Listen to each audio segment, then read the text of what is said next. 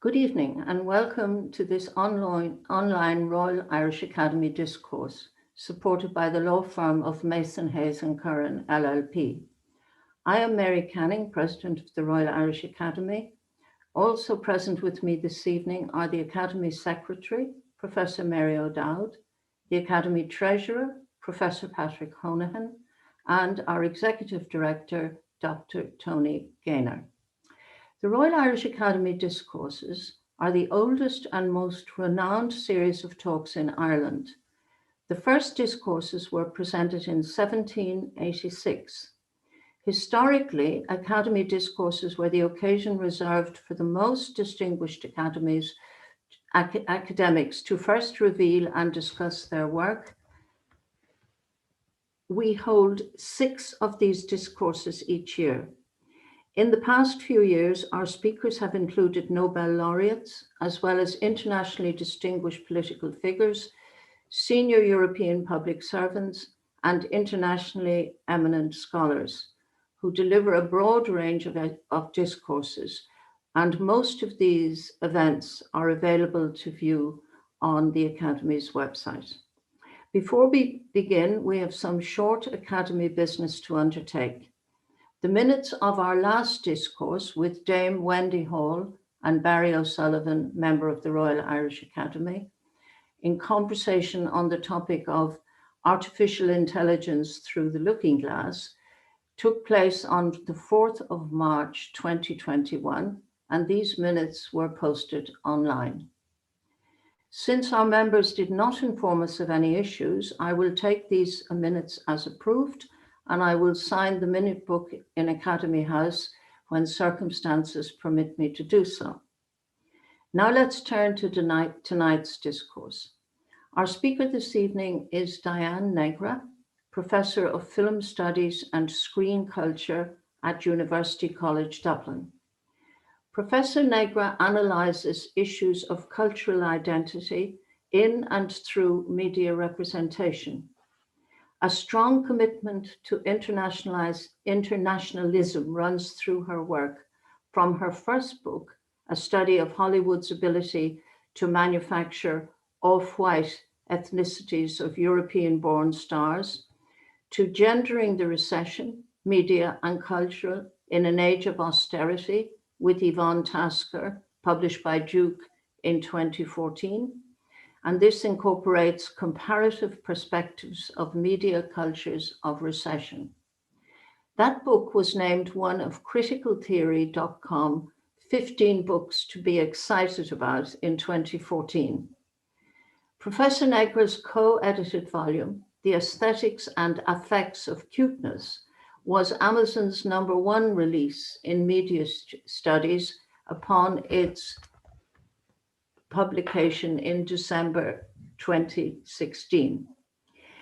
Professor Negra is the author, editor, or co-editor of 12 books, and her work is increasingly animated by a sense of concern about the ways that neoliberal technologization is diminishing our common humanity. Currently, she is in the early stages of a book on bureaucracy, civility, and rage in the antagonistic service economy. Her other current project is entitled Interregnum, Hollywood Film Between the Financial Crisis and COVID. Professor Negra is a member of the Royal Irish Academy. She has served as guest professor in a number of prestigious universities throughout Europe and also in the United States. She is chair of the Royal Irish Academy's Working Group on Culture and Heritage, and she is a member of the Inter-Academy Partnership Working Group on Predatory Journals and Conferences. In 2016, Professor Negra was appointed by the US Ambassador to Ireland to the Irish Fulbright Commission Board, and in 2019, she was elected chair of the committee. Our respondent this evening is Dr. Lucy Bolton, reader in film studies and deputy head of film at Queen Mary University of London. Following Professor Bolton's response, we will have the opportunity for some questions from our audience, and these questions will be facilitated by the Polite Literature and Antiquities Secretary in the Academy, Professor Dan Carey. If you wish to ask a question, please use the Zoom question and answer function at the bottom of your screen, and we hope to have time to answer as many as we can. Now let's go over to Professor Negra for the discourse. Diane, over to you. Thank you. I'm very grateful to Mary Canning and to the Royal Irish Academy for the invitation to speak this evening. My title, as I think most will know, is Celebrity Culture Up to and in the Pandemic. I'm going to start off with some historical concerns and then move right up to the present.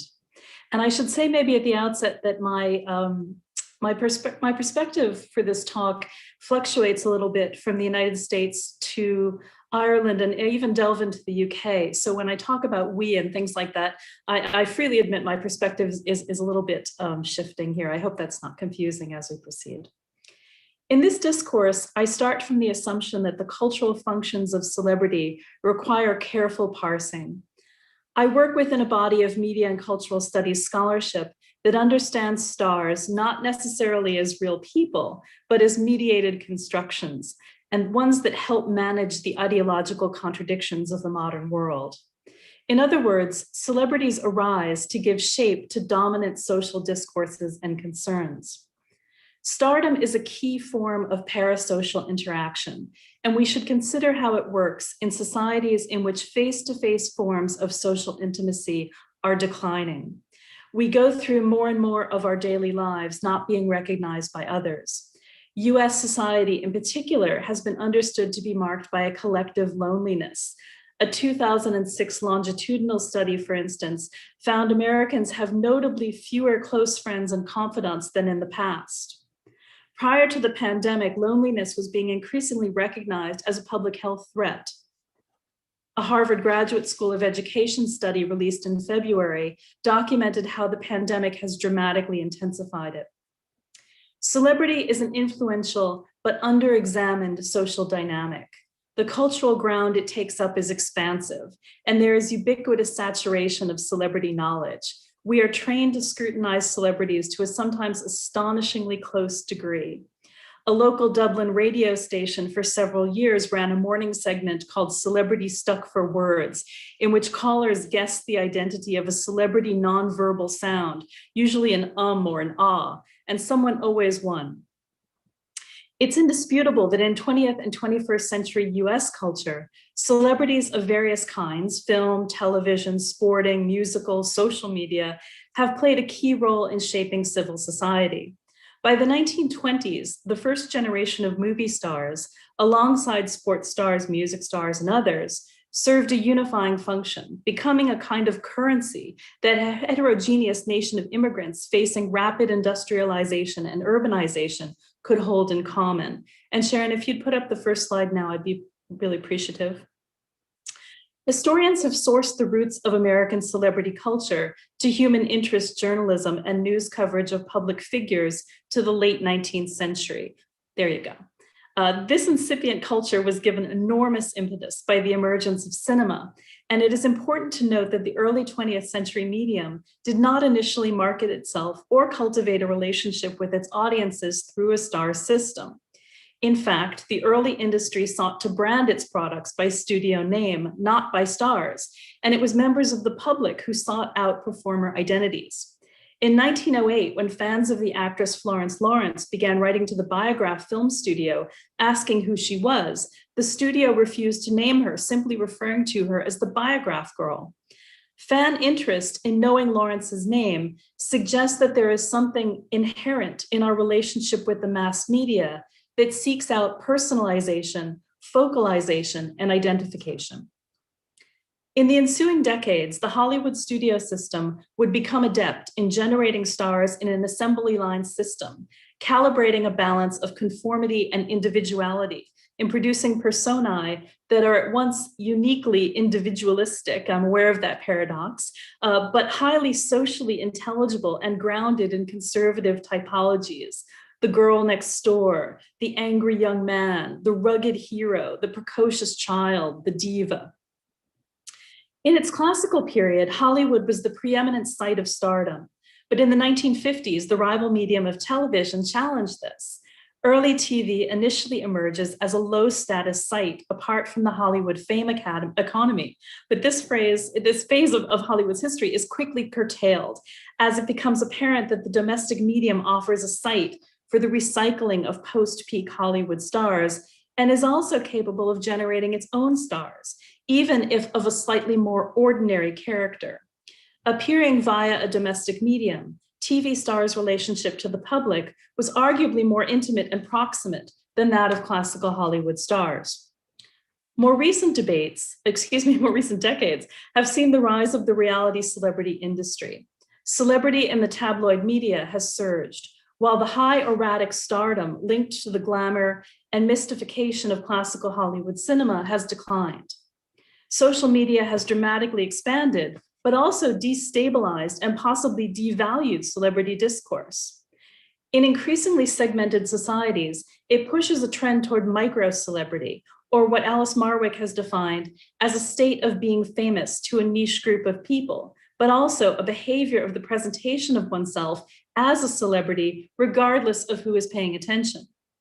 Associated with a move toward what Mark Andreevich refers to as technologized social de-skilling, the last 20 years have seen a limited number of celebrity forms thrive in a media environment where individual users have great power to customize their viewing.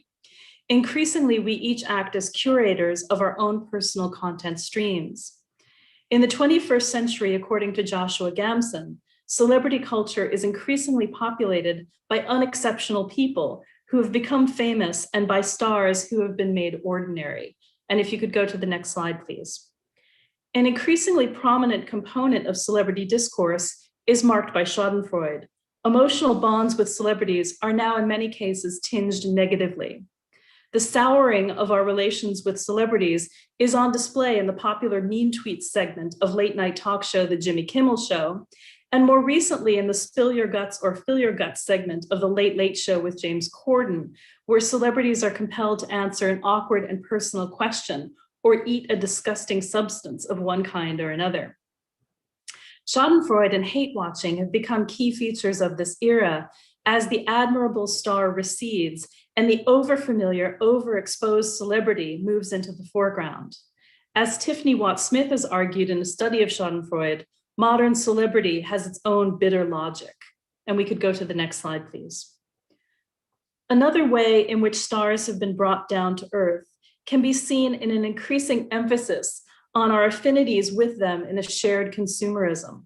This shift is well captured in the Stars They're Just Like Us feature in numerous celebrity magazines, in which stars are customarily spotted performing quotidian tasks and consuming chain brand goods and services.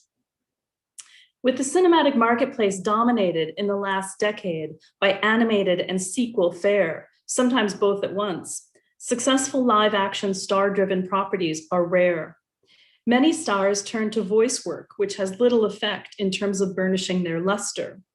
Bradley Cooper's strenuous efforts to remake A Star is Born are an indication of the dearth of new properties and the extent to which stars must now sometimes go to generate their own material. When he and Lady Gaga performed Shallow from the film at the February 2019 Academy Awards, it provided an electric moment of old school Hollywood stardom, bringing the crowd to its feet. That ceremony was, of course, our last pre-COVID Oscars. We could go to the next slide, please. While many stars are now brought down to earth, manifesting a severed connection to a once impregnable Hollywood dream factory, some of the most serviceable and profitable figures in the celebrity marketplace increasingly no longer take human form. An enormous digital economy of cuteness, in particular, has propelled animal celebrities and encouraged the monetization of pets. In the scandal-saturated contemporary celebrity environment, it's notable that animal celebrities don't disappoint us or fall from grace. They do die pretty frequently, though, and when internet celebrity Grumpy Cat died in 2019, the New York Times published his obituary, as you can see in the slide. And I guess speaking more personally, I'll say that I became aware of this emergence of a kind of monetized, cute animal economy a couple of years ago when I had traveled to attend a family wedding in Wyoming, and I'd stopped to admire a Labrador puppy on the grounds of the hotel. And the owner of that puppy urged me to follow him on Instagram. It was clear a couple of years ago that things are moving in a certain direction. And it's worth considering the extent to which exemplary humanness has ceded ground to the venerated cute animal, particularly in internet discourse. It is a truism in celebrity studies that the economy of knowledge surrounding the celebrity has been drastically transformed by new media. On the face of it, the celebrity ecosystem has thrived in the era of platform capitalism. But while it is sometimes argued that social media has democratized celebrity, as I've been suggesting, it has also devalued it. Fame in this sense has become disassociated from traditional definitions and expectations of talent, and is increasingly linked to more banal, mundane renditions that seem to match the pod-like social worlds of Facebook and Instagram. At the same time, it's important to note that the implied proximity of social media has disrupted the previous public compact with the famous. They now appear to us largely without the power and glamour of Hollywood's industrial apparatus, communicating directly, or so it seems, using the same tools that many of us use ourselves. In short, they are their own image purveyors. So selling oneself has replaced being discovered, the older kind of fame scenario. The diminishment of aura and category collapse is reflective of our transition into a new phase of neoliberal capitalism, marked by what Julie Wilson has called the neoliberal hustle. As Naomi Fry has written in an account of Prince Harry being caught on camera at a 2019 film premiere, soliciting work from his wife, for his wife from the CEO of the Walt Disney Company, as traditional secure professional structures continue to collapse around us, it seems that more than ever, we are living in the era of the hustle. A broad conceptual shift in many Western nations, not least Ireland, toward neoliberalism that glorifies individual agency in the free market has fortified celebrities as models of economic citizenship, and our knowledge about them has become more financialized in recent years. The instability and diminished cultural cachet of recent celebrity is related to Randy Martin's influential thesis about the financialization of daily life. Martin's work helps us to see how the toxicity of Wall Street is coming to permeate all forms of social relations, and our parasocial connection to celebrities is not exempt from this. Whereas classical Hollywood cinema typically generated stars whose wealth was seen as a natural reward for their hard work and talent in a fundamentally meritocratic system, celebrities since the millennium are increasingly linked to the profit motive and are, in short, often understood as profit-seeking rather than talent displaying. We sustain a closer and more offstage view of them as purveyed by outlets like TMZ, while older paying your dues narratives of deserved and earned celebrity have waned. The COVID pandemic, I suggest, broke out at a time when the celebrity ecosystem had evolved in such a way that the traditional distance between an adulatory public and the remote glamorous star seemed to be closing. This development can be attributed to a number of factors, but I would highlight the lowered social value and expectation of privacy and the transition to a post-talent fame economy in which a celebrity's promotional work may be their only work. Given their diminished authority, most celebrities were poorly placed to convincingly articulate pro-social values, and early plans to use them as advocates for social distancing and other hygiene measures, and later for vaccination, largely came to naught. Could you go to the next slide, please, Sharon? This state of affairs is all the more striking, given that celebrity public health appeals have a long history. One example that we have lately had cause to revisit is that of the polio vaccine. In the late 1930s, President Franklin D. Roosevelt, himself a polio victim, convened a meeting at MGM Studios that led to a high-profile campaign to fund necessary research fronted by comedian, dancer, and actor Eddie Cantor. You see him there in the slide. Cantor's suggestion that every major radio show of the time devote 30 seconds appealing to listeners to send in their dimes was framed as the March of Dimes appeal, A charity so well known, it's impossible to grow up in the United States not having heard of it, even decades after polio was eradicated in America. Not only was the quest to fund a polio vaccine celebrity-led, as Howard Markle has recently noted, polio became the first disease to be fought through advertising and the mass media. By the time the vaccine rolled out, 2/3 of Americans had contributed to funding the scientific research behind it. And we could go to the next slide. Lest we think that such celebrity-led appeals for good public conduct are a relic of the past, I would observe that even as the pandemic closed in on New York in March 2020, the city's Department of Environmental Protection was using 1980s rock star Billy Idol to promote turning off one's car engine when pulled over. Billboards for the campaign Billy Never Idles were a notable element in the immediate pre-pandemic landscape of New York City. And I saw one of these billboards as I was going into the city on March 12th. I'm now going to turn to pandemic celebrity, and that will be my concern for the rest of this talk. Again, as I noted at the beginning, I'm going to fluctuate a little between the United States, Ireland, and the UK as well. The COVID pandemic has fortified both the importance and ambivalence of celebrity culture. In the US, it was Tom Hanks's announcement on March 12, 2020, that he and his wife, Rita Wilson, had COVID that seemed to signal to the nation that the virus would touch American lives. The revelation was given equally as much, possibly more weight, as the president's bungled announcement about restrictions on flights between the US and Europe made that same evening. And if you had your TV on in America that night, you would have seen CNN frantically toggling between the two, unable to decide which was actually more important.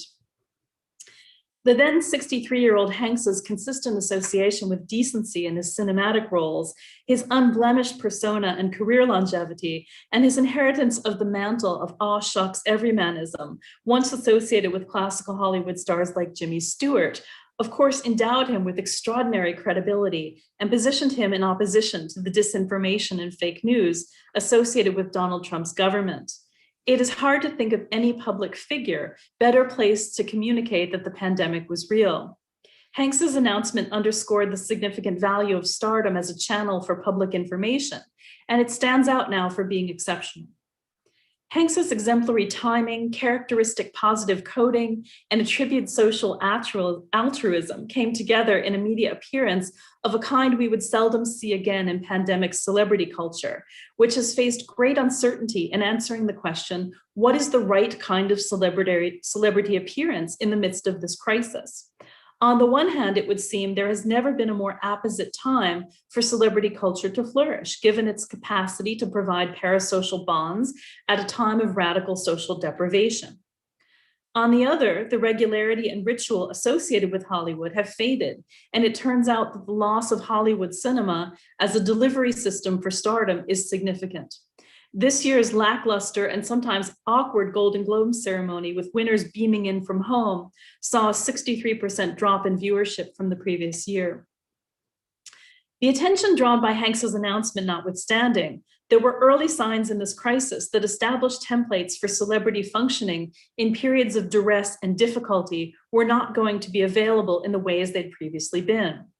I'm going to turn to two prior examples in which celebrity did work in this manner. One is World War II, and the other is 9/11. In both cases, particularly the first one, male and female Hollywood stars played significant roles, I think, in morale building. Certainly in World War II, this is indisputably the case, and also after 9/11 in expressing national grief. In both prior crises, stars made common cause with regular people. I think we could go to the next slide here. Billy Idol doesn't seem so relevant. And basically what you have in this period in World War II is the personification by stars of a bond with troops in the European theater in particular, and then with women as well on the home front in the 1940s. And then if we can go to the next slide, Bob Hope is one example. Famously, Veronica Lake is another. I'm going to move through these fairly quickly, for which I apologize. The next one takes us more closely to the present, and this is the 9/11 period. In wartime and out of it, as I've already touched upon, celebrities have a long history of charitable initiatives and diplomatic ventures, the latter of which is somewhat, of course, a national specialty in Ireland. As Julie Wilson has shown, there is a lengthy history of Hollywood stars seeking to spur sentimental education as a tool for teaching Western audiences about their emotional bonds and moral obligations to distant populations. By contrast, celebrity-driven efforts early in the pandemic to activate generically recognizable crisis formats like the charity appeal in forms such as April 2020's televised Jersey for Jersey, this is the slide I've got up, benefits seem to sputter. We could go to the next slide, please, I think. Gal Gadot's celebrity sing-along to John Lennon's Imagine fared even worse than this, drawing widespread condemnation for its shallow idealism and the terrible singing of most participants, transforming from a well-meaning charitable endeavor to a fail video. The New York Times was perhaps kindest in its assessment that that video was far from inspiring in a time of crisis. Public scorn for this effort was a harbinger of a broader rejection of Hollywood celebrity as a rallying point in the COVID pandemic. As Aro Madawi wrote last spring, celebrities being clueless is nothing new, but it feels as if there has never been such anger leveled at the jet set. Since that time, it has been harder for stars to know how to position themselves, and many have experienced shifting fortunes. Jennifer Lopez, who catalyzed the celebration of her 50-year-old body after her performance at the February 2020 Super Bowl, was excoriated a month later for the insensitivity of posting a video that was interpreted as a tone-deaf display of luxury quarantining in a Miami mansion. Arguably, Lopez would go on to be rehabilitated from that minor scandal in her appearance singing patriotic songs at Joe Biden's inauguration, in which she notably reactivated two recurrent elements of her early celebrity: her association with Spanish-speaking Latino Americans and her wearing of all-white ensembles. As Amanda Hess has noted, celebrities are not among the very wealthiest Americans. Lopez's reported net worth is a fraction of a percent of Jeff Bezos's, but they are the ones who are tasked with liaising with the general public, offering various access to their lifestyles. If superstars like Lopez have struggled to follow new and emergent scripts of celebrity domesticity, lower profile ones like Broadway veteran and television star Mandy Patinkin have found their fame enhanced through relatable performances of what it means to be at home in the crisis. Homemade viral videos of Patinkin gently bickering with his wife, Catherine Grody, made by their son, highlighted the stresses and strains, yet ultimately the comforts of couplehood in lockdown, steering clear of over-the-top luxury and delivering a warm portrait of baby boomers following public health advice, even as others of their generation conspicuously resisted doing so and/or fell victim to the virus. A number of the videos highlight the older couple's bemused relationship to technology, and that's what I've highlighted in this slide, activating a theme that ordinarily plays in a more serious register, given the social deprivations and lack of access to vaccine appointments that would come to affect Americans insufficiently adept on the internet. In this way, they evoke but suppress the gravity of information and technology inequality in the pandemic, while also playing on themes of safety and domestic banality. The Patinkin videos have been warmly received, with Jed Rosenzweig writing of them, "They've already performed a public service, giving us a much needed shot of familial love and mirth amid the pandemic. Take that, Kardashians." By and large, however, the pandemic has shifted an established, codified, and lucrative celebrity system into a crisis modality. As Ali Jones has written in the New York Times, a bored and isolated American public has grown increasingly resentful of them. Articles critiquing tone-deaf celebrities for their affectations and solipsism continue to appear regularly in the pandemic. One representative example is Katie Byrne's piece on Orlando Bloom, which archly chronicles the actor's elaborate daily self-care rituals and calls out his wellness privilege, concluding that Bloom doesn't seem to see the disconnect between what it means to be healthy when you're living under lockdown in a squished 2 up, 2 down, and what it means to be healthy when you're living in a mansion with a full team of staff. It seems fitting that the pandemic has coincided with the end of the 20-season run of the blockbuster reality franchise Keeping Up with the Kardashians. As Spencer Kornhaber has noted, the pandemic has been so deeply and universally disruptive that flaunting one's escape from it triggers more disgust than fascination. This leaves the Kardashian class stranded for now. In the pandemic, we've drawn closer to television, particularly of the streaming variety. More generally, of course, the pandemic has been an extraordinary boon for screen culture. a significant feature of celebrity in the last 20 years, largely as a result of the rise of reality genres, has been the association of the pleasure of celebrity consumption with views of the homes of the famous. At the heart of this is a sturdy belief in expressive domesticity, the idea that how you live communicates who you are. As Marjorie Garber has written, contemporary US middle-class culture has experienced a shift such that domestic intimacy takes place with rather than in the home. In this period, it becomes rather a social taboo to refer to someone's house. Instead, it should always be home, the difference highlighting a distinction between a mere property versus an identity. Television hits like House Hunters and Selling Sunset have thematized the importance of luxury real estate, while paparazzi telephoto lenses, helicopters, and drones make regular incursions into celebrity properties, feeding content to real estate websites and magazines like Entertainment Weekly, People, and Us Weekly. It is worth noting that this phenomenon goes well beyond realms of lowbrow or popular media. Outlets like Architectural Digest have gravitated equally notably to the celebrity home as a site of perennial public interest. 20 years ago, TV hits like MTV's Cribs and reality sitcoms, including The Osbournes and Keeping Up with the Kardashians, seemed to dismantle the idea of the celebrity home as a private refuge, calling attention to it as what Simon Dixon has called an ambiguous ecology, part staged setting and part actual residence. In other words, it is part workplace and part home, the kind of site so many of us are now situated in. At a time when domestic space has become hypervisible, and given that the celebrity representational marketplace had already been manifesting shifts toward house and home, why hasn't celebrity domesticity become a consoling thematic in the pandemic? I suggest that representations of celebrities at home are now caught between two problematic poles. On the one hand, they are likely to offer unsettling reminders of our own confined condition, disturbing the delicate calibration of the like us, unlike us that structures our engagement with celebrities. On the other, as is evident in the furor over the Lopez video, clumsy efforts by stars to signal their affinity with us may display signs of luxury that function to dramatically disprove "we're all in this together" credos at a time of heightened class and economic inequality. So celebrities are at pains to avoid triggering sensitivities associated with changes in how we live during the pandemic, and to avoid revealing how a perennial American our way of life discourse is hegemonic. In this way, pandemic culture has turned into a flashpoint for celebrity culture.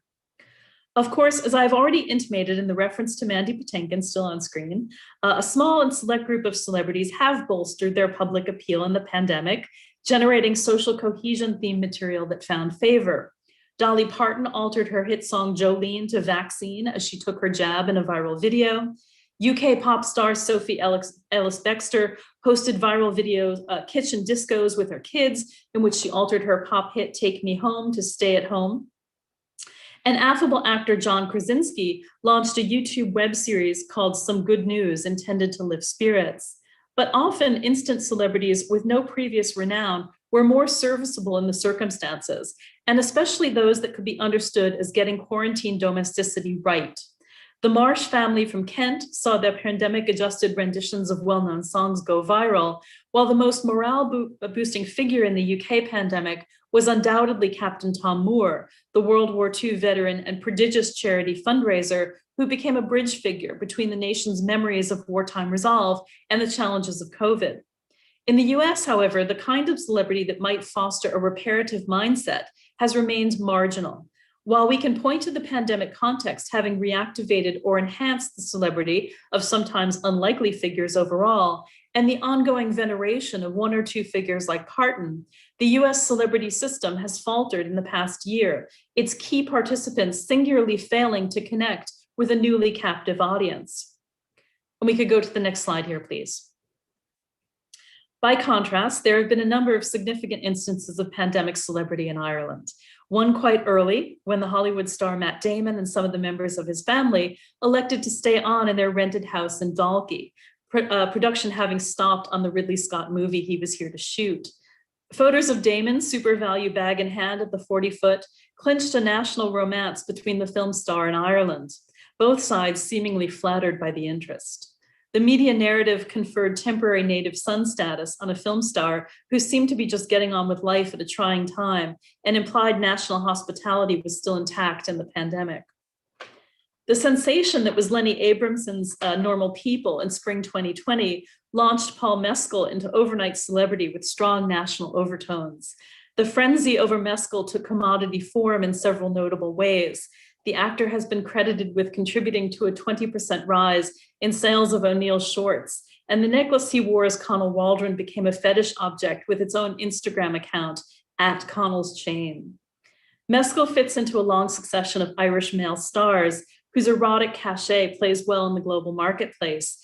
He might be seen as the inheritor of a mantle borne by Colin Farrell, Liam Neeson, Gabriel Byrne, and others. In another example, Adam King, a young boy with osteogenesis imperfecta, featured on the Late Late Toy Show, also generated a nationally unifying form of celebrity with a rush of public affection for him after he appeared on the show. Like the US, Ireland has displayed a tendency to double down on traditional authority figures in the COVID crisis. Medical, scientific, and governmental experts like Tony Holohan and Luke O'Neill have become well known to us. They would seem to be counterparts to Americans Anthony Fauci and Andrew Cuomo. The Irish public during the pandemic has also displayed a propensity to re-cement or remake bonds with iconic performers. In this light, we have seen the reclassification of Jedward as sensible purveyors of public health advice, and an outpouring of appreciation for the brilliant but often troubled Sinead O'Connor when she appeared on the Late Late Show in May 2020. And we could go to the next slide, please. A notable television hit in the past years, Tommy Tiernan's Saturday Night Show, in a customarily important time slot, sets a scene of national intimacy as Tiernan meets a guest whose identity he does not know beforehand. Playing a timely role in a nation seeking to recenter itself, the show symbolically fills the conversational space of the empty pub as Tiernan performs the role of the consummate Irishman, displaying his proficiency in chat and banter. In contrast to the Irish and UK cases, I suggest that the ineffectiveness and uncertainty of celebrity in the United States in the pandemic is a sign and symptom of the erosion of social trust. COVID-19 appeared at a time when many of the key institutions of American life were in flagrant decay, and even though celebrity continues to center some phenomena, witness the iconic martyrdom of figures like Trayvon Martin, George Floyd, and Breonna Taylor in the racial social justice movement, an emergent relatability crisis has broadly defined US celebrity in the era of COVID-19. Although periods of duress have often emerged historically as times when stars have shone brightest, that hasn't happened in the pandemic.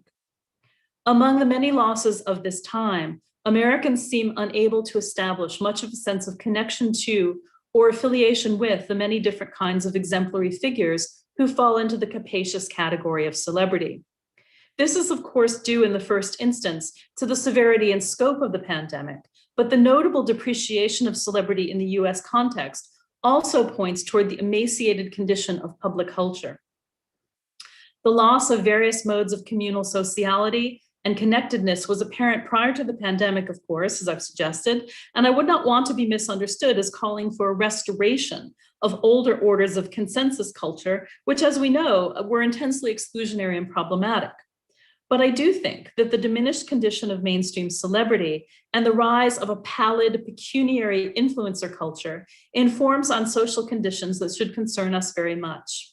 It bespeaks the difficulty we have in non-transactional forms of social engagement and the decline of empathy. If we accept that developments in the realms of celebrity are socially informative and that social unity is in the public health interest, the pandemic reads as a lost opportunity for a revival of celebrities' pro-social potential. I've suggested that over the course of a little over 100 years, US-centered media celebrity has moved in three broad phases, centralizing the following types in historical succession. One, the Hollywood film star, the product of a dream factory who is exceptional, distanced, glamorous, and uniquely talented. Two, the television and multimedia star, who is positioned as more familiar, the product of a less mystified but still idealized and meritocratic entertainment industry apparatus. And three, the social media celebrity, who is overfamiliar, a self-producing and openly hustling figure bidding for our attention. And you could put up the next and final slide, please. This third shift is most apparent in the emergence of influencer culture, whose participants anchor an aspirational economy of cruel optimism.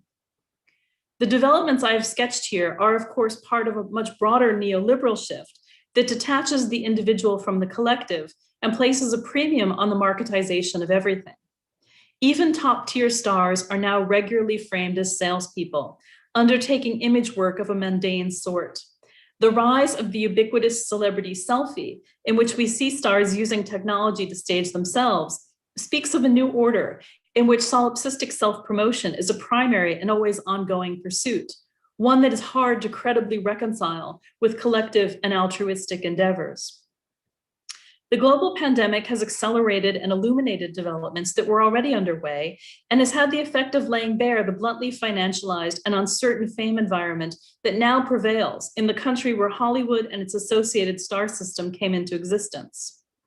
In the past year, we have seen that celebrity efforts at pro-social cohesion-driven activities have no purchase, and in fact are often inherently suspect in the context of the loss and decline of various modes of communal sociality and connectedness.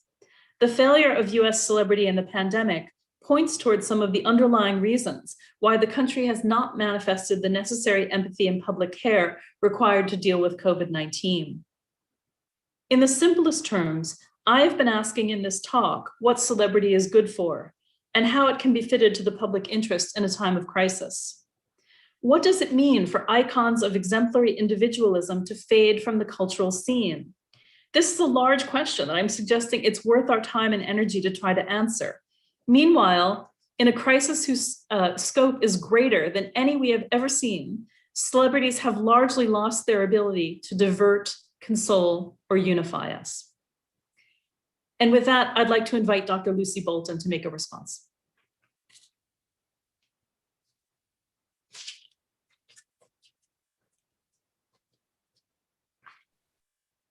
Thank you very much, Diane. Can everybody hear me and see me okay? Right. Okay, well, that was an absolutely wonderful presentation, Diane. Thank you so much. There's so many things I'd like to pick out and respond to. I have put some images together, so I'm going to share my screen now.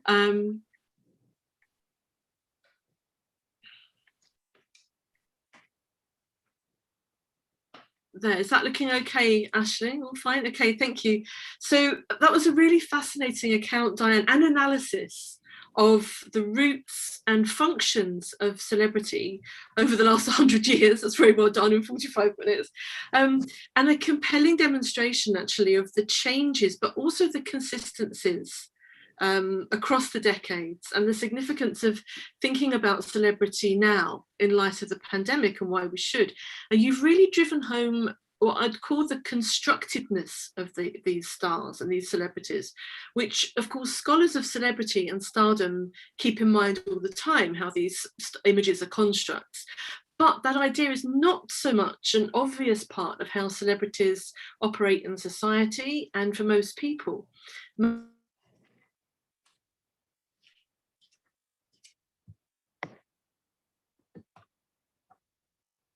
As if they knew them. I'm reminded of the film The Purple Rose of Cairo, directed by Woody Allen in 1985, which is all about the escapism of the movies in the Great Depression in America. The protagonist, Cecilia, played by Mia Farrow, lives for the movies as an escape from her miserable life and her abusive husband. And she talks about the stars as if she knows them. She says things like, oh, well, their marriage was terrible. They've broken up now. It's good. He's with so-and-so. They're much better suited. They'll be much happier now. So this film is all about loving the stars, loving the escapism of the movies, but also what function they fulfill for Cecilia and for audiences at this time of crisis. And it shows us the dream factory that you mentioned about Hollywood in the 1930s. There are so many elements that you talked about, hate watching that I'd never even really thought about, and animal celebrities, and the celebrity medics who we've all become familiar with the news conferences every day.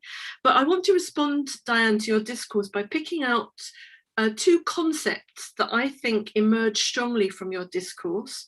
The first is intimacy, and the second is authenticity.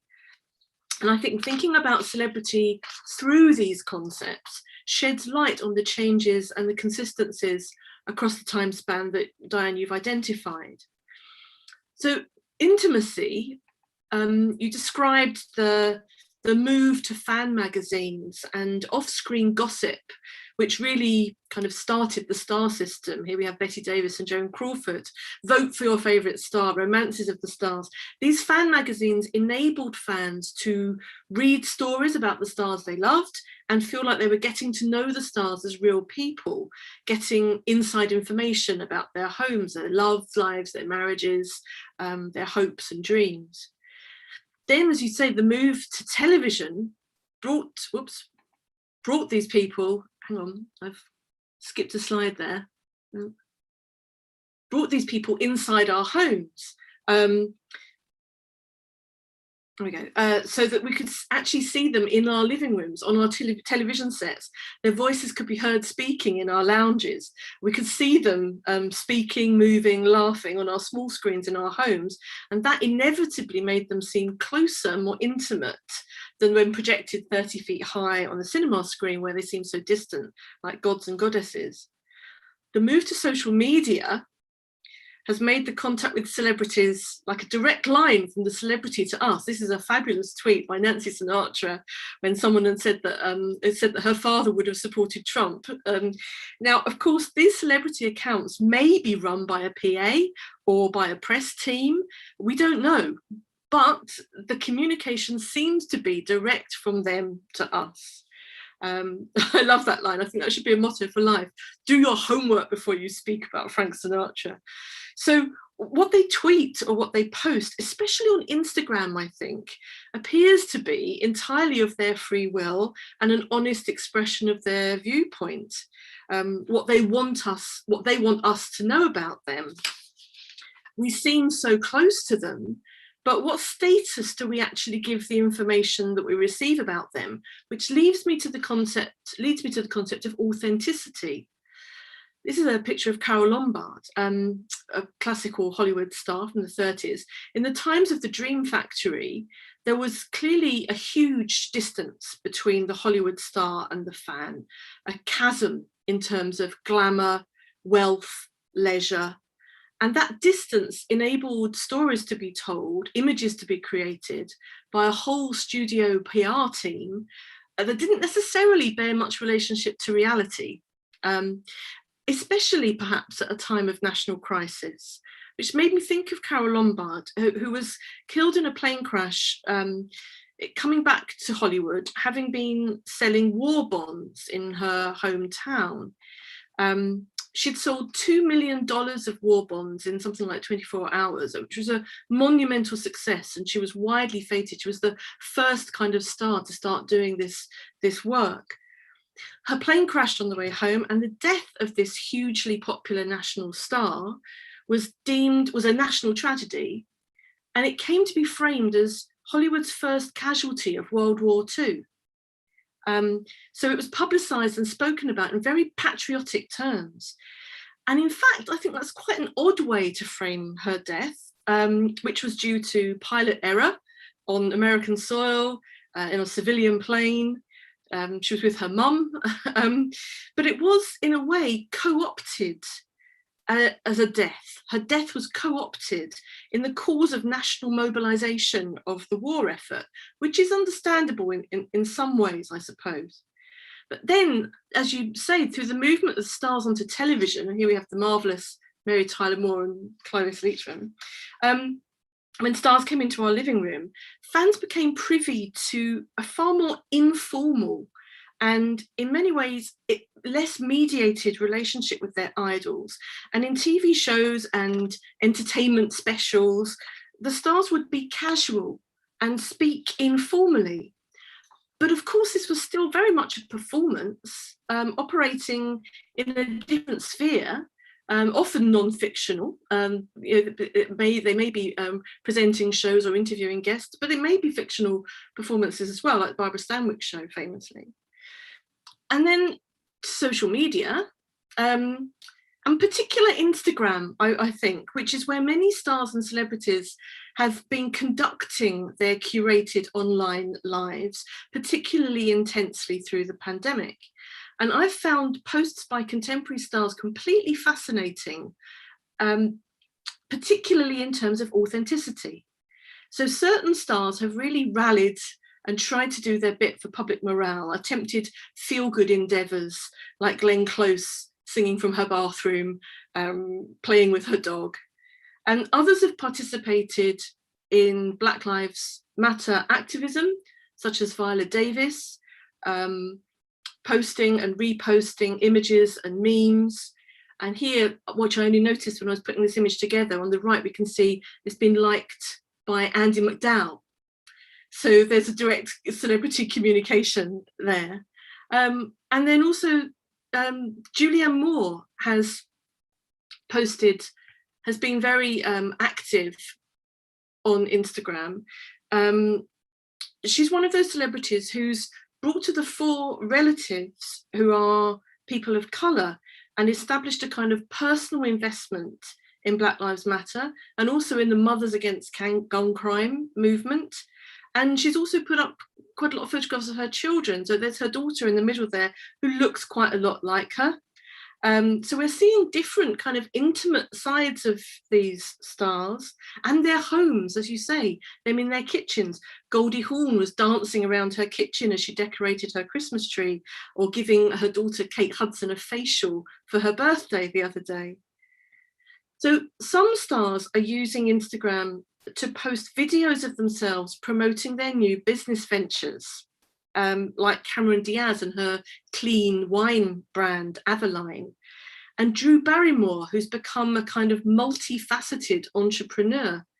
This is just one shot from Drew Barrymore's Instagram feed, which I think she's a really interesting person for us to think about.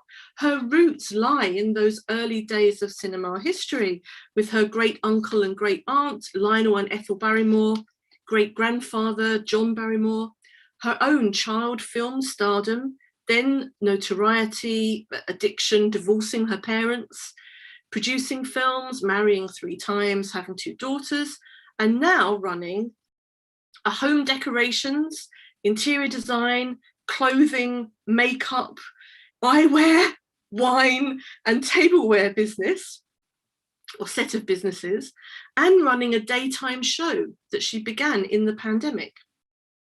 So all her preparations for that show, interviews, items, pieces for the show, wardrobe tests, all have to be carried out under pandemic circumstances, but they're all on Instagram. So Drew's wardrobe has her own Instagram feed as well.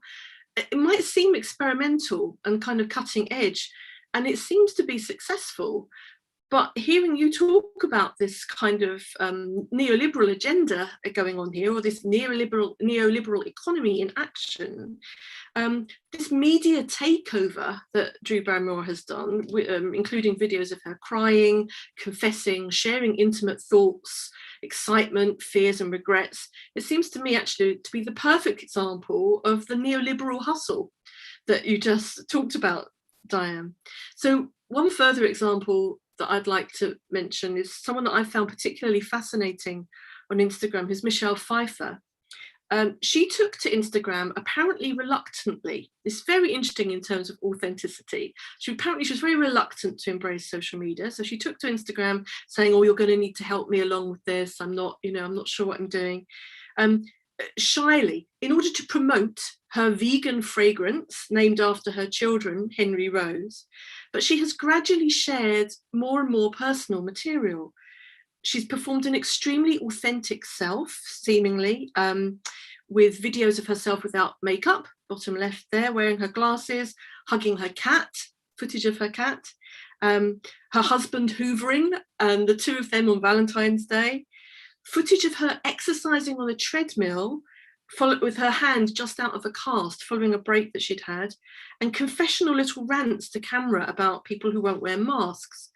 She posts pictures of the paintings she does, some of which are self-portraits.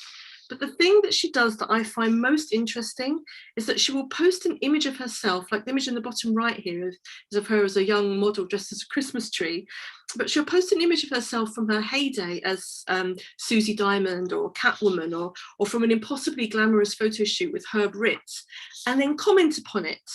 So she comments upon the professionals who helped put that look together, acknowledging now, seemingly from a position of complete authenticity, that what was then was a very constructed performance, and that she's now explaining it, who did her hair, who did the lighting, who dressed her, who took the photograph. And this, I think, is a fascinatingly self-reflexive encounter with celebrity today on Instagram, looking back at her own celebrity and apparently deconstructing it, humanizing the international star that Michelle Pfeiffer was in her 30s. But of course, it is another performance. Finally, to respond to Diane's thoughts on individualism and community, there is one community that's definitely become more visible on social media in the pandemic, and that's the community between celebrities on social media. So as Michelle Pfeiffer likes Elle Fanning's post, who likes Nicole Kidman's, who likes Lupita Nyong'o's, who likes Michelle Pfeiffer's repost of Julian Moore's photo, it certainly gives the impression that, all stuck in our homes, looking at our phones, scrolling through what others are doing, these Hollywood stars are just like the rest of us. So these are my thoughts in response to Diane's discourse on celebrity up to and in the pandemic. I'm also very happy, of course, to develop a conversation on non-human celebrities and celebrity medics. But thank you very much, Diane. And now I will pass over to Professor Diane Carey and stop sharing my screen. Thank you, Lucy, and also thank you all to Diane for taking us through this rich territory. We've had a remarkable number of questions coming in, and it's a testimony both to your talk and, of course, to the investment that I think we all have collectively in this topic. So thank you very much for guiding us through it. So I'm just going to try to work through as many questions as we can. We have a little bit of time, and we'll do our best. So I'll kind of begin at the top, and I apologize for not naming anybody. GDPR prevents us from doing so. So I won't be able to acknowledge people. There's a question that's come in about what do you think will make celebrities appear relatable and thus keep them in the good graces of the public? I suppose the implication is that, Diane, you could provide some consultancy to celebrities. Yeah, do you have any good advice there? Any hot tips for getting the relatability side of the equation, up and running? I don't. I think I'd have to be in a different line of work, as you say. But it's interesting because it's true, and it's something that I didn't really touch on in this talk. But that a certain number of celebrities have used social media to announce their vaccination status.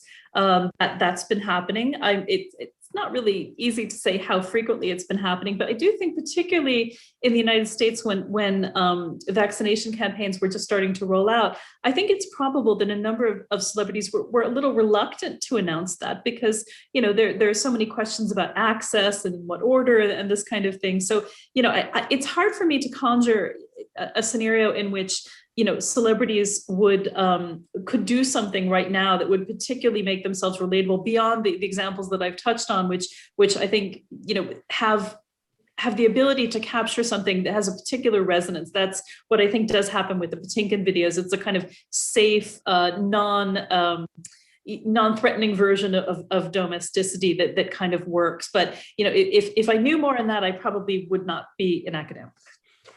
Exactly. You could be a publicist or many of the other possibilities. That's right. Yeah, it would be a different thing. Yeah. Domain that are eligible. Whether you'd enjoy doing that is another matter. I'd probably be very bad at it, but.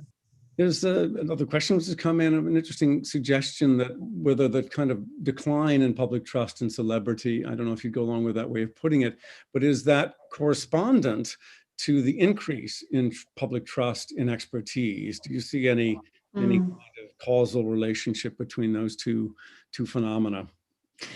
These turn out to be very important questions right now as we start to come to grips with the limits of vaccination in the United States. And some may have seen an article in the New York Times, I believe it was 2 days ago, that maybe it was just yesterday actually, about the reality that herd immunity is unlikely to be achieved and this sort of thing. So no, my sense is that, no, I mean, I really can't sort of expand too much in that direction without really being completely speculative. Sorry. That's no worries. Another questioner asks about the disturbing topic of death polls. Yeah. Where celebrity deaths are betted on. Do you think this, and they've even provided a link in the chat. Do you think this says something new about the public's relationship to celebrities? Presumably a somewhat ironized relationship to it, dare I say, or how do you interpret that practice? Yeah, I mean, the short answer to that question is yes. I think it's a very revealing practice. And I think it builds upon a tendency that we've seen building arguably in recent years toward posthumous celebrity as being a major kind of feature of the celebrity landscape. And there's really wonderful work on this in celebrity studies, on tweeting celebrity funerals and this kind of thing. I mean, I always say this to my students when I teach stardom, that we should remember that it isn't a new phenomenon for people to feel intense emotions or sort of frenetic relationship to stars that they love. You could go back to 1926 and Rudolph Valentino's funeral, in New York, and the sort of the police on horseback trying to sort of marshal the crowds and this kind of thing. So that kind of intense feeling, I think, has been there for a long time. But the idea that celebrities are ours, and that they, even beyond their state of life, that they are still in some sense, kind of commodities for us to sort of, trade, is suggested, I think, by that practice. And so it does strike me as quite a revealing sort of behavior. Yeah. It's certainly true that the estates of, Michael Jackson and Marilyn Monroe and Elvis Presley they probably do better business. They do, yeah, without doubt. That they can rack up, particularly Michael Jackson. So, I mean, that suggests that as signifiers, they continue to do their work.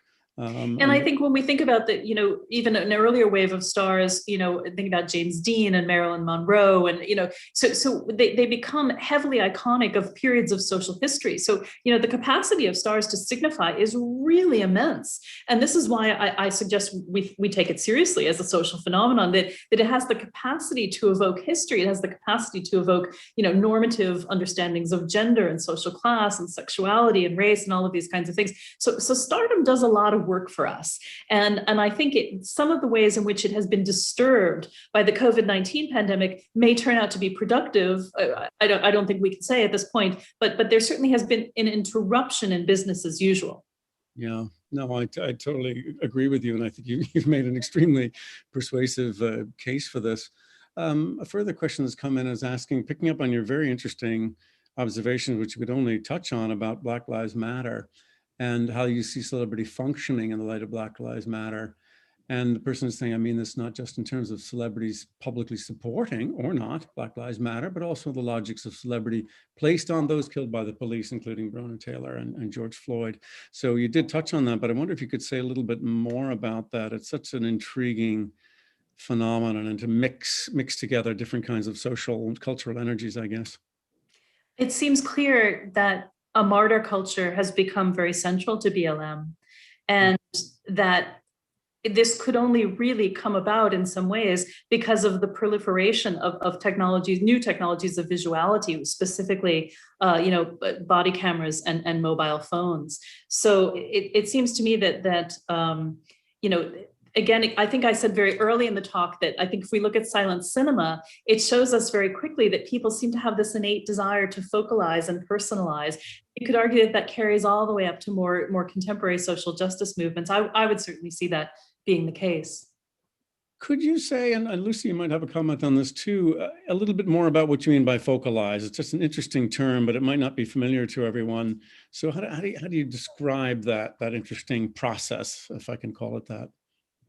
I guess it's sort of focusing around something. So there's something about the discourse or the language of stardom that's always been very individualized. As Diane said in her discourse, it's a very sort of individuated discourse. So it all starts, you know, stardom began with Florence Lawrence, or the first teenager was James Dean, that sort of thing. And this idea of attention all being kind of wrapped up around one being rather than a structure or a movement. So we've seen perhaps with the killing of George Floyd, the murder of George Floyd, that the Black Lives Matter movement received an impetus to focalize around that death, and it clearly took it to another level. So it's about that, really, about concentration and focus. And I think also it's something that we do in society. I'm wondering, just thinking a bit more about the idea of the death polls, it speaks to you mentioned empathy, Diane. It speaks to about humanity of these, how possible it is to imbue these distant celebrities or distant characters with a shared humanity, with a common humanity. Do we see them? Would we do a death poll about our own grandmother or about the neighbour down the road? At which stage does it become removed enough for us to josh about death, about their death, or place money on it? And so I think it also speaks a great deal towards how sort of pocketed off and individualized these kind of characters are in our lives, and that's not particularly, we don't come out of that very well, I don't think. Yeah, that's an interesting point. And obviously there was no shortage of incidents which could have been enlisted into public discussion, but a certain moment arrived in time, which I think in the case of George Floyd did relate in some respects to COVID and a slight pausing in the death count there in terms of timing, where public attention could shift in a new and productive direction. I don't know if you'd agree with that, Diane. You were in the US, I think, at the time, so you'd have a probably more intimate sense of how that developed. I guess one of the things I'm trying to think through in this set of remarks is how different cultures have different histories and commitments to exemplary individualism.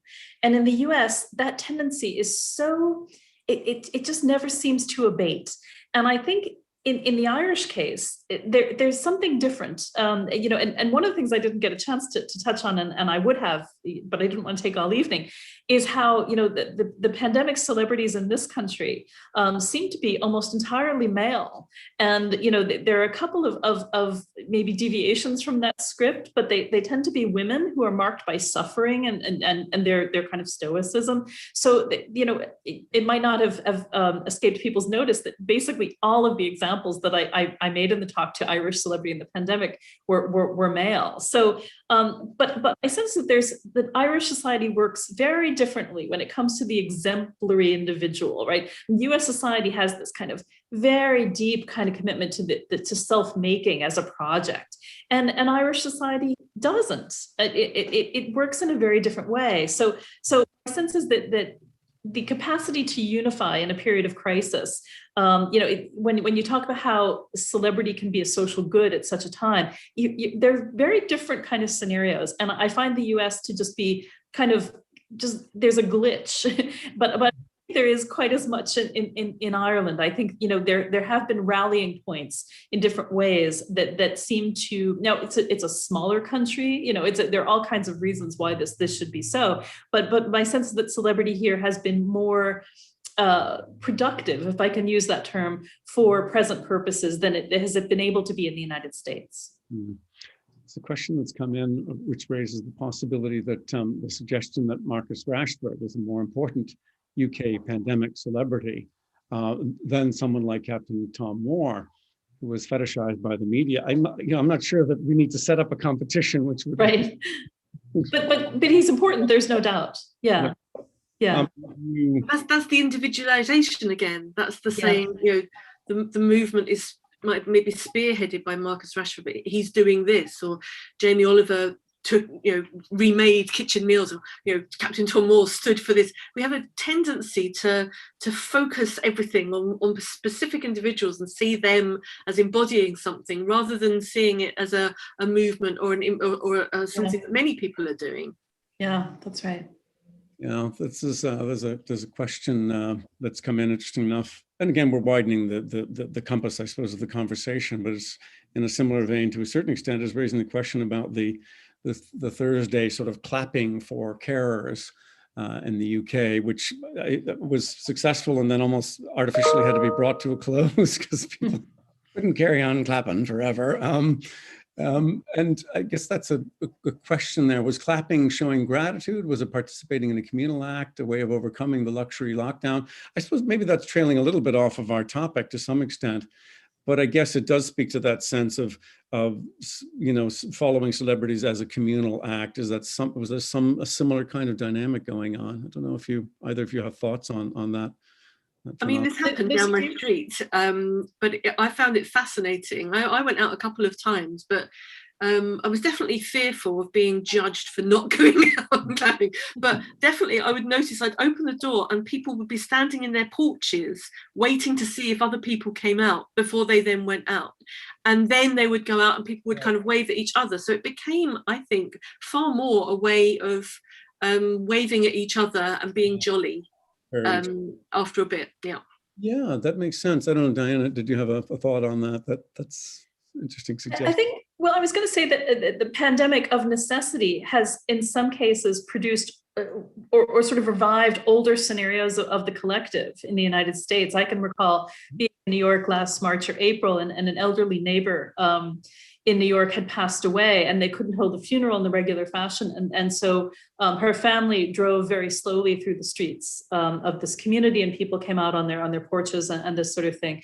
Obviously not to clap, but to be observant in a certain way. And as I was standing there taking part in that, I was thinking that this was a kind of a retro activity, and it was forced only by the fact that other, means of gathering were not available. So I think amidst all of these other developments, we have seen that the pandemic lead to demonstrations of collective feeling. And early in the pandemic, this seemed to be led by Italy. Italy's was the first case of that, where the extraordinary and terrible wave of COVID that came through early. But there was a sense too that Americans, it was implicit in a lot of that coverage was the idea that Americans still look to Europe for understandings of how to do things collectively or communally. A further question which has come in, it's interesting, I guess, raising the question a little bit of juxtaposing the COVID moment with climate change. And yeah, that's such an interesting topic, but mediated through the celebrity question.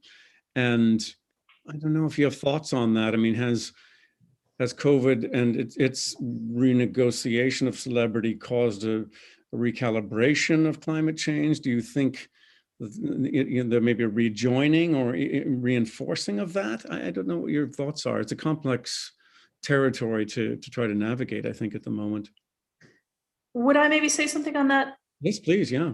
Lucy, if you want to come in. Yeah, that's a huge and very important question. But I mean, I would imagine if I was going to take an optimistic stance, which I don't customarily do, but there's a kind of possibly the growing class consciousness that is emerging from the pandemic is also related to a dawning awareness of the Anthropocene, right? And the sense of limited and dwindling resources, and the sense of profound interruption with that prior national narrative in the United States of, more, bigger, this kind of, and also I think a real sense of disenchantment with with what I touched on briefly in this talk is the kind of aspirational ideology, the sense that for me, I think in this or any other talk that I might give that deals with the American context, I think the last couple of decades, particularly the most recent decade between the global financial crash and the COVID-19 pandemic, is incredibly important for the fact that people start to tumble out of the US middle class instead of graduating into it. And so that specter of downward mobility in the United States becomes defining. It's pervasive. It's the big fear, right? And this has been taken up in lots of different academic disciplines. It hasn't been taken up, to my mind, sufficiently in media studies, actually. But sociology and others have certainly, if you think about Damon Case's wonderful work, the sociologists from Princeton have been, I think, wonderful on this. But I do think if we were to take a more hopeful approach to some of the sort of gloominess in this talk I've just given, you might say that people are becoming disenchanted with the kind of the models for selfhood that celebrity culture has tended to give us, recognizing them to be in so many ways false. And that even though I haven't highlighted that point in this talk, you could see something positive coming from that. And that the connection to the question, I think, is also that the rapidly intensifying sense of economic and ecological crisis is in there too. You know, one of the things we're coming, if we are coming closer to a new stage of this pandemic, we're increasingly seeing an opportunity discourse, right? One of the things that's good about the pandemic is we'll live differently in this way. And one of the things that's happening just now in the United States is vegetarianism, right? And a kind of heightened awareness of the ways in which the industrial production of food is hurting us. So that kind of reset that may come out of the pandemic, you know, is highly ecologically aware, as well as responding to COVID directly. Yeah, it seems to me also that, I mean, there's been, Leonardo Dicaprio has been being sort of a celebrity for climate change for many years now. But with the arrival on the scene of Greta Thunberg, she became a celebrity for her activism rather than the other way around. And I think also, definitely from over here anyway, it seemed that it was a major part of Joe Biden's electoral work was to talk about the environment and take it very seriously. And so I think what I'm getting at is that I think there might be a creeping sort of disillusionment with the effectiveness of celebrity, and that actually there's more interest in actually getting things done, which brings us back to Marcus Rashford, who, yes, he's a celebrity footballer, but he's committed to actually getting things done, rather than making a film about it or just interviewing people about it. He actually wants to make changes. So I think that that's something to do with climate change as well, that there's a real, games are over now. There's no more time for people to be seen as flag waving. They've actually got to, we want policies about it. And I think that is a change. And in relation to the pandemic as well. I mean, I know certainly there's been a lack of people speaking out, using their celebrity to speak out about vaccination and things like that, I think. Can I just, responding to Lucy, I think that you can spin it either way, right? I mean, if you look at the UK and you say, my God, the vast deficiencies of this government open the door very widely for celebrity intervention, right? To what extent is that also, I mean, I get squeamish with that, right? That our comfort level is supposed to be that we make up for those kinds of, the governmental failures in that way. Not against Rashford, who's obviously completely exemplary in his behaviors, but it kind of puts me back in the mindset of, after Hurricane Katrina in 2005, when government was failing the citizens of the Gulf region, and you had Walmart was available and you had other big corporations. So again, we seem to be entrenched in this pattern in which increasingly we do not look to the traditional elected sources of support, those that collect tax revenue and things like that. And we're increasingly looking to private figures and private, and private companies for that matter, to provide civic support. So that David Cameron, that's what David Cameron called his big society, isn't it? Indeed, Things for each other. But then, of course, at the moment in Westminster politics, we're caught up with effectively a bunch, a prime minister who is there really because of his celebrity. He was voted in for his celebrity, and even though his woeful inadequacies are evident on a daily basis, I suspect his celebrity is what will keep him there.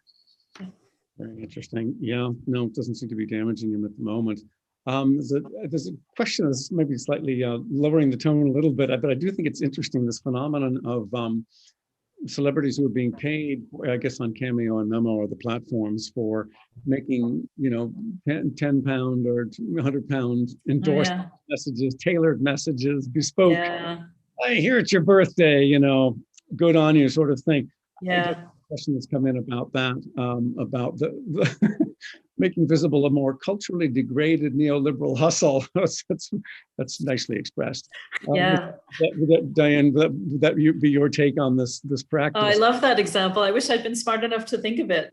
I think that this kind of customized celebrity address in which you can, dial up somebody to deliver a birthday message or something like that is exactly the kind of development in celebrity culture that I'm talking about, in which, celebrity status, its sense of distance, its sense of being exalted and special starts to break down. And in a way, it goes back also to the death pool thing, right? But that celebrities are to be transacted, and celebrities are to be dialed up, and this kind of thing. So it's a really different form of celebrity appearance than, let's say, somebody, who comes along to cut a ribbon or something like that. It's a very, very different thing. So my sense is that that's a great example of the way in which celebrity is in broad terms being depreciated.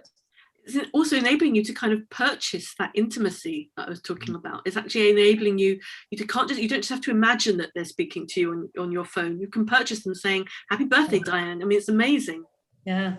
Yeah, and I forget the name of the guy, but the fellow from In-Betweeners who got a lot of attention for his very carefully calibrated pricing. We also seem to have an organized relationship to it, where the implication was, I'm kind of still like the character on In-Betweeners. I'm sarcastic. I don't believe in any of this. But if you want me to, I'm happy to take your money. If you want me to make a relatively insincere, best wishes message for you. Yeah. So there are multiple ways in which people can negotiate that while retaining a degree of authenticity while doing a thing which is rather intrinsically inauthentic. Yeah, gosh, we're running out of time, but maybe ask one more question. This one's just come in latterly. In the Hispanic world, celebrities have been closely involved with campaigns against food security through distribution programs, for example. This strikes me as more apolitical than the actions of US-UK celebrities, for example, in Black Lives Matter. Could you comment on how political or apolitical the current trend of celebrity culture is? That's obviously a big question, and Diane, you did, it effectively address it, but I don't know if that helps you sharpen thinking about it. I'm not myself familiar so much with the Hispanic world, but I don't know if you've noticed variations there. I couldn't speak to that exact context, but I would say that I think it's becoming more evident to me that we have different modes of celebrity nationally, regionally, and so I think the remarks I was making this evening, it should be emphasized that they really are, developed in specific contexts, and those contexts are a triangulated sort of Ireland, US, UK nexus. And my sense is also that, if we've been talking, let's say, about India, because I'm aware that even, we've seen in this kind of horrific wave of COVID that's sweeping through India, that, a certain degree of kind of influence and celebrity is coming to the fore there as people, broker to get the necessary equipment and supplies to save lives. I would hesitate to generalize beyond the context I'm familiar with, except to say that it's always the case that I think celebrity has to be nationally particularized, and that what I've kind of tried to emphasize here is heavily reliant on an American sense of national identity, American histories of renown and fame trajectories that might have some limited applicability elsewhere. But my hope is that I would be kind of talking about a model, and a model that could be tested elsewhere that would probably require a good bit of adjustment, though. And the question that's been asked, I think, shows that in a certain way. And certainly the sense that there are permissible boundaries of what the celebrity can do, which are always being tested clearly. Yeah. Those who are fighting to gain access to it for monetary reasons and other self-gratification and so on.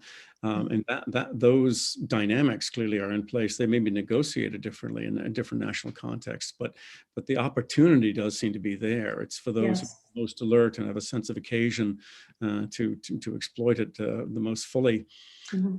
Gosh, I mean, I hate to bring things to a close. It was so fascinating, and we could indeed go on for much longer. But in fairness to both of you and the time that you've taken, I just wanted to close by giving you very sincere thanks, and indeed to everybody for attending this evening. We had 170 plus signing up tonight, which is great to see. Fascinating talk and discussion, which has really given us a lively conclusion to the program. Before my concluding thoughts, I just wanted to thank our sponsors, Mason Hayes and Curran LLP, for their support for the Academy Discourse series, which has been fantastic and very much appreciated. And also to the Secretary of the Academy, that would have been Pat Shannon, and also Mary O'Dowd, who's now taken on that role for organizing the Discourse program as a whole. This is in fact the final Discourse, Academy Discourse in the 2020-2021 series.